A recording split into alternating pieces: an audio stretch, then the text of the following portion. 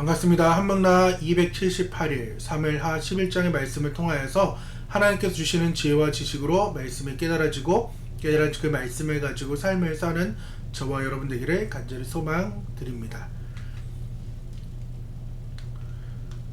오늘 사무엘하 11장은 다윗의 생애에서 가장 치명적인 도덕적 타락과 권력 남용의 과정을 상세히 묘사하고 있습니다. 성경은 당시 배경을 설명하며 왕들이 마땅히 출전해야 할 시기에 다윗이 예루살렘에 머물러 있음을 지적하는데, 이는 그의 영적, 도덕적 해이를 암시하는 서막이 됩니다. 저녁 무렵 침상에서 일어나 왕궁 지붕 위를 거닐던 다윗은 목욕 중이던 밧세바를 목격하게 되고, 그녀가 햇사람 우리아의 아내라는 사실을 확인했음에도 불구하고 왕의 건의를 이용해 그녀를 궁으로 불러들여 동침합니다. 이 사건은 단순히 개인적 일탈을 넘어 율법이 엄격히 금하는 간음이라는 중죄로 이어집니다. 밧세바가 임신했다는 전가를 보내오자 다윗은 자신의 잘못을 은폐하기 위해 치밀하고도 비열한 계획을 세웁니다. 먼저 전방에서 싸우던 우리아를 소환해 특별 휴가를 주는 척하며 그를 집으로 돌려보내 임신 사실을 덮으려 했습니다. 그러나 우리아는 하나님의 계와 이스라엘 군대가 야영 중인데 어찌 나만 편히 집에서 먹고 잘 수 있겠습니까? 라는 이러한 마음 때문에 왕궁에서 밤을 지내오는 충성심을 보입니다. 다윗은 그에게 술을 먹여 판단력을 흐리게 하려 했으나 이조차 실패하자 결국 자신의 죄를 감추기 위해 살인이라는 더 큰 죄를 선택하게 됩니다. 다윗은 요압에게 전하는 편지를 우리아의 손에 직접 들려 보냈는데, 그 내용은 우리아를 가장 치열한 전투 최전방에 세워 죽게 하려는 잔인한 명령이었습니다. 결국 우리아는 다윗의 의도대로 전사하게 되고, 다윗은 밧세바의 애도 기간이 끝나자마자 그녀를 궁으로 들여 아내로 삼습니다. 겉으로는 모든 은폐 공작이 완벽하게 성공한 것처럼 보였으나 성경은 다윗이 행한 그 일이 여호와 보시기에 악하였다라는 준엄한 평가로 오늘 11장은 마무리합니다. 이는 인간의 눈은 속일 수 있어도 하나님의 불꽃 같은 눈은 피할 수 없었음을 선언하며 향후 다윗 가문에 닥칠 비극적인 징벌을 예고하는 복선이 됩니다. 오늘 11장 죄의 시작, 죄의 올무, 범죄 시작, 올무입니다.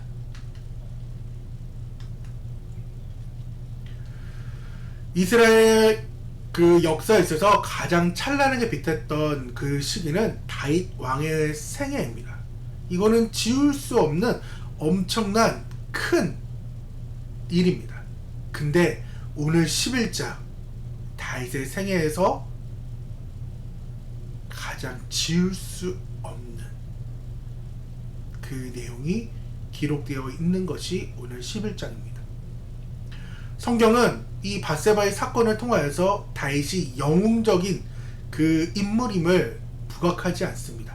오히려 가장 은밀하고 추악했던 그 범죄 현장을 오히려 세밀하게 기록함으로써 하나님 마음에 합한 자라고 불렸던 그 다윗마저도 죄의 유혹 앞에서 얼마나 무력한 존재였는지를 보여주고 있습니다. 오늘 우리는 다윗이 빠졌던 그 죄의 올무를 오늘 추적하면서 우리 영혼이 지켜야 할 그 영적인 지혜들을 함께 보려고 합니다. 첫 번째는 죄의 시작입니다. 사소한 방심과 시선의 방황, 마땅히 있어야 할 그 자리가 작은 안일함의 그 시작으로 나아가게 됐다라는 것입니다. 죄는 거창하게 선전포고를 하면서 찾아오지 않습니다.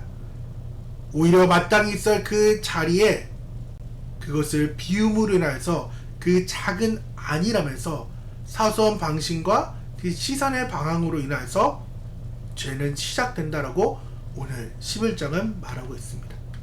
특별히 오늘 11장 1절은 왕들이 출전할 때라고 명시하고 있습니다. 왕의 사명은 백성을 지키기 위해 전쟁터에 있어야 됩니다. 앞선 1장부터 10장까지 다윗은 늘 전쟁터에 있었습니다. 더 나아가서 사무엘 상만 하더라도 계속해서 그의 삶은 전쟁의 삶이었습니다. 그리하여서 다윗은 마음은 있었지만은 그 전쟁의 피로 인해서 하나님의 성전을 못 짓는 그런 일들이 있었던 것이, 왕은 자고로 출전해야 됨을 지금 11장 1절은 말하고 있습니다. 그러나 모든 것이 평안해진 이 다윗은 예루살렘 왕궁에 지금 머물러 있습니다. 승리에 도취된 안일함이 그를 지금 침상에 머물게 했습니다. 더 나아가서 이제 신하들도 이야기했겠죠. 이제는 그만 쉬십시오. 우리가 하겠습니다. 여러 가지의 정치의 상황 가운데 다윗은 지금 현재 예루살렘 왕궁에 지금 머물러 있습니다. 그리고 해질녘에 그는 일어나 그의 영혼이 이미 무방비에 있는 그 상태에서 지금 왕궁의 옥상을 지금 거닐고 있습니다. 사명에서 이탈된 이 시간은 곧 사탄의 놀이터가 됨을 우리는 알아야 됩니다. 여기서 중요한 것은 해질녘에 자야 될 그 다윗이 얼마나 안일했으면은 오후 내내 자다가 해질녘에 일어난 이 상황을 우리는 지금 보아야 된다는 것입니다. 왕들이 출전할 때 해질녘에 일어난 그 다윗의 상태. 왕궁 그 지붕을 거닐던 다윗의 눈에 목욕하는 여인이 들어왔습니다. 즉 부정한 상태가 끝난 그 여인의 상태, 즉 생리의 모든 상황이 끝난 그 상황의 상태에서 다윗은 그 여자를 보게 되었습니다. 유혹의 첫 번째는 보는 것입니다. 그러나 죄로 이어지는 결정적인 단계는 보는 것이 어떻게 되냐, 관찰하는 것으로, 다시 탐하는 것으로 발전하는 것을 볼 수 있습니다. 창세기의 사건도 똑같잖아요. 보다가 맛있겠네, 관찰하게 되고 그것을 끝내 탐하여서 먹게 된 그 하와의 사건, 죄의 사건. 다시금요, 보는 것, 관찰하는 것, 탐하는 것. 다윗의 시선은 이미 돌리는 대신에 그 여인이 이제 누구인지 알아보게 하는 그 일로 바뀌었다는 것입니다. 죄의 시작. 사소한 방식과 시선의 방황이 지금 나타나고 있습니다. 그리고 그녀가 유부녀임을 알았습니다. 햇사람 우리아의 아내였습니다. 근데 다윗은 멈추지 않았습니다. 그는 하나님이 맡기신 왕의 권위를 자신의 정욕을 채우는 도구로 전략시켰습니다. 10장까지만 해도 하나님이 세우신 나라가 어떤 건지 보였던 다윗이라면은 이제는 죄가 그 마음의 정욕이 들어옴으로 인하여서 그는 범죄의 사람이 되었습니다. 죄는 언제나 이 정도쯤이야 하는 생각과 나에게는 그럴 만한 권리가 있다는 교만이 만날 때 아주 폭발하게 됩니다. 우리의 죄도 지금 점검해 보았으면 좋겠어요. 이 정도쯤이야 라고 우리는 생각할 때가 너무나도 많이 있고, 또한 그럴 만한 권리도 나에게 있어 라는 것이 합해지는 순간 우리에게 있는 그 정욕, 죄도 폭발하게 된다라는 것입니다. 그렇게 사소한 방심이 있어서는 절대로 안 되고, 우리의 시선이 지금 어디 있는지를 우리는 점검해 보아야 된다라는 것입니다. 죄의 올무, 은폐를 위한 더 깊은 수렁. 다윗의 상태가 지금 이러한 상황이었습니다. 죄의 가장 무서운 속성은 번신력입니다. 죄 하나를 덮기 위해 그보다 더 많은 10개 이상의 죄가 필요하게 됨을 우리는 볼 수 있습니다. 엄마 아빠한테 무언가를 속일 때에 그냥 사소한 거 하나만 속이다가 엄마 아빠 계속해서 묻자마자 이 사소한 죄가 점점 쌓여가고 그것이 퍼져가는 번신력을 우리는 경험해 보았을 것입니다. 밧세바의 임신 소식을 들은 다윗은 하나님 앞에 엎드려야 됐었습니다. 오늘 불렀던 정결한 마음 주시옵소서 시편 51편은 이제 모든 사건이 터지고 나서 이제 다윗은 하나님께 나아갔지만은 지금 현재 11장의 사건의 다윗은 인간적인 술수를 부립니다. 전방에 우리아를 불러 휴가를 줌으로써 자신의 죄를 생물학적 남편의 아이로 위장시키려고 했습니다. 이것이 바로 죄의 올무입니다. 회개하지 않은 죄는 반드시 거짓이라는 동력자를 부름을 우리는 알아야 됩니다. 얼마나 지금 치사한 일을 다윗이 벌이고 또한 치밀하게 이 일을 계획하고 있음을 볼 수 있습니다. 오늘 말씀 중에 잠언 29장 12절이 말씀하고 있는 건데, 관원이 거짓말을 들으면 그의 하인들은 다 악하여진다 라는 말씀이 있어요. 그래서 이 말씀을 오늘 같이 묵상하는데, 즉 왕인 다윗이 거짓말을 이제 하게 되니까 오히려 하인이었던 종이었고 또 군사령관이었던 이제 요압이 그 명령을 수행하는 공범자가 되었고, 이스라엘 군대는 무거운 피를 흘리는 도구가 되었습니다. 가장 위험한 전쟁터에 우리아를 앞세우고 나머지는 뒤로 빠지는 그 일들. 다윗의 한 사람의 죄는 이스라엘 모든 공동체의 영적 기류를 오염시키고 지금 있습니다. 다윗의 거짓으로 인하여서, 이 거짓말로 인하여서 우리아의 그 충성심 앞에서 모든 것이 무력해졌습니다. 우리아는 하나님의 계와 내 동료들이 들판인데 어찌 나만 집에 먹고 자겠느냐라는 이 우리의 고백은 다윗의 비겁함을 날카롭게 지금 찔렀습니다. 다윗은 자신의 수치를 감추기 위해서 우리아를 죽음의 사지로 밀어내는 살인교사를 지금 범합니다.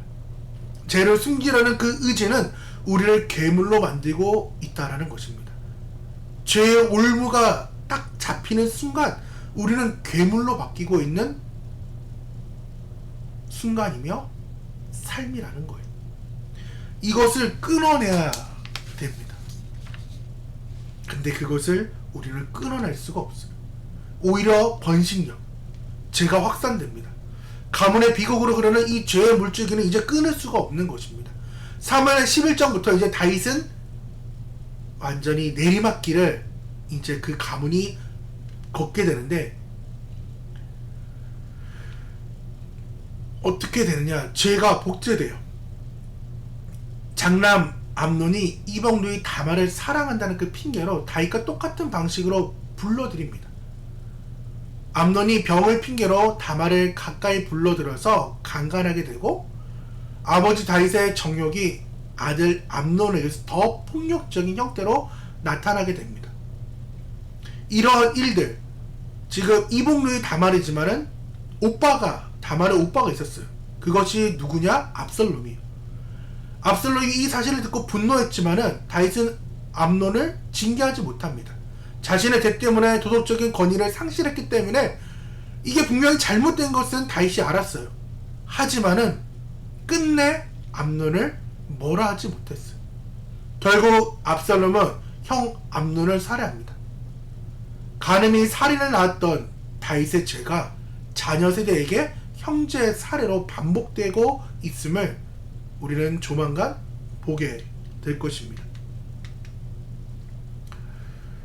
나단의 선지자 예언, 압살롬은 나중에 다윗의 후궁을 대낮에 범죄합니다. 압살롬의 그 반역으로 인해서 압살롬이 이제 나는 왕의 후계자다, 내가 왕이다 라는 것을 보여주기 위해서 다윗의 후궁을 대낮에 범하는, 오히려 다윗은 몰래 행하였지만 하나님께서는 이 모든 일에 대해서 오히려 낮에 범함으로 인해서 다윗에게 가장 큰 수치를 안겨줍니다.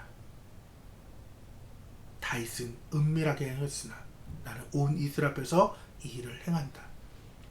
하나님의 말씀은 죄의 대가가 얼마나 철저한지 그것을 보여줍니다. 우리는 은밀하게 지은 죄지만 결국 우리 삶의 가장 아픈 곳에서 그 모습을 드러낸다라는 것입니다. 그렇기에 죄의 뿌리 끝까지 경계해야 될 그 교만입니다. 다윗의 마지막 그를 괴롭혔던 죄의 본질은 하나님 없는 자부심이었습니다.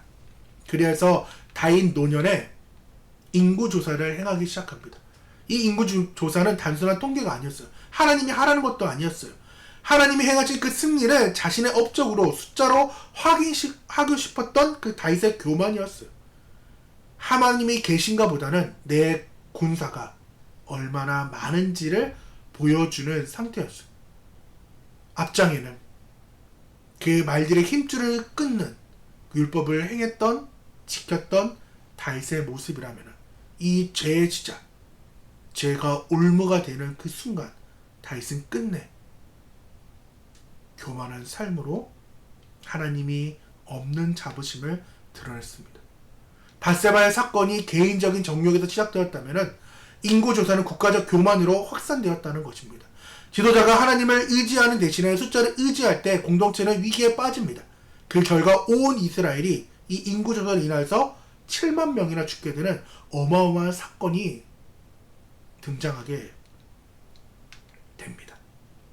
그렇기 때문에 인구조사의 사건은 다윗이 밧세바를 범했을 때의 마음과 지금 다 있습니다. 내 마음대로 할 수 있다라는 그 생각.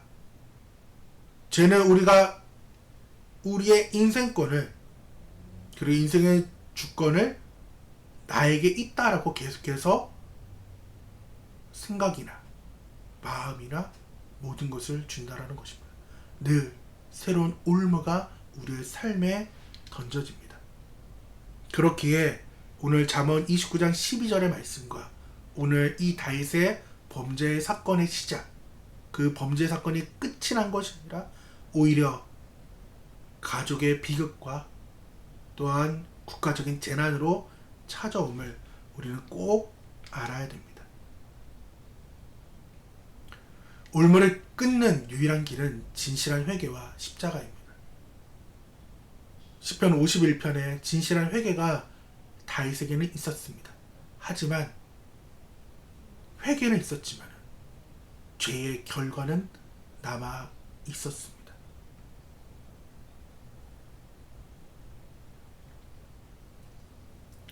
오늘 다윗의 사건을 보면서 그래도 감사한 것은 다윗이 지금 회개했다라는 것입니다. 내가 여호와께 범죄하였습니다. 죄의 올무를 끊는 방법은 더 단단한 결심이나 도덕적 수양에서 나타나는 것이 아닙니다. 오직 하나님의 자비 앞에 나를 던지는 것입니다. 방심을 경계하길 바랍니다. 기도가 쉬어지고 사명의 자리가 귀찮아질 때 바로 내가 죄의 지붕을 걷는 시간입니다. 또한 은폐, 이것을 멈춰야 됩니다. 거짓을 덮으려는 그 순간 더 많은 올무를 부르고 거짓을 부릅니다. 그렇기에 어둠의 삶이 아닌 빛으로 나오길 바랍니다. 그리고 더 나아가서 십자가를 붙들길 바랍니다. 다윗의 죄로 인해서 7만 명이나 죽었으나 우리의 죄를 위해 그리스도 한 분께서 죽으심으로 인해서 그 보혈로 우리의 가문과 그리고 삶에 흐르는 죄의 저주가 끊어졌습니다. 그렇기에 우리는 예수께로 나와야 됩니다. 오늘 우리 안에 도사리고 있는 그 밧세바는 무엇인가요? 우리가 숫자로 확인하고 싶었던 인구조사, 그 교만은 무엇인가요? 오늘 주님의 보혈 아래 죄의 올무를 내려놓고 다시금 거룩한 사명을 붙잡아서 회복의 자리로 나오는 저와 여러분 되기를 간절히 소망드립니다. 그래서 3일기는 나에게는 밧세바가 무엇인지, 주님의 보혈 아래 모든 죄의 올무를 내려놓고 다시금 거룩한 사명의 자리로 회복되기 위해서 우리 기도하길 바랍니다. 우리 함께 기도하도록 하겠습니다. 하나님, 기도합니다. 다윗의 추락을 보면서 우리 안에 연약함을 정직하게 고백합니다. 단 한순간의 방심이 평생의 올무가 되지 않도록 우리를 늘 지켜주셔서 사명의 자리를 지키게 하시고 안일함에 빠져서 기도의 자리, 사명의 자리를 떠나지 않게 하나님 우리의 삶을 붙잡으시고 주님의 영광을 바라보게 도와주셔서 하나님 죄를 덮지 않고 자복하게 도와주셔서 은밀한 죄를 거짓으로 덮으려고 했던 비겁함이 우리에게 없게 하여 주시고 감추기보다 빛 가운데 나아가는 진실함을 허락하여 주옵소서. 그리고 우리의 죄들이 대물림되지 않도록 우리의 죄를 우리의 삶에서 끊어 주시옵소서. 십자가의 보혈을 의지하게 도와주시고 끝까지 겸손하여서 주님만을 바라보게 하여 주시옵소서. 이 시간 공동 제목을 놓고 기도할 때 하나님 들어 응답하여 주시옵소서. 예수님의 이름으로 기도드립니다. 아멘.